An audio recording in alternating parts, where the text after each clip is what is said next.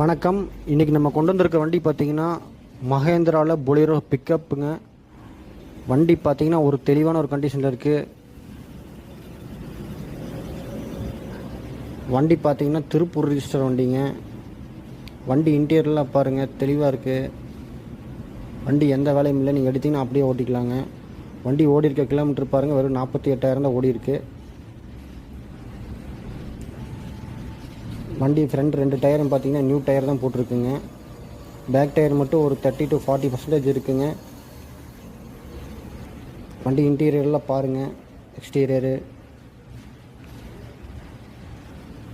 வண்டி ரிஜிஸ்டர் பாருங்கள், TN 42 Tiruppur RDO ஆஃபீஸில் ரிஜிஸ்டர் பண்ணியிருக்குங்க. வண்டி நீட்டாக இருக்குங்க.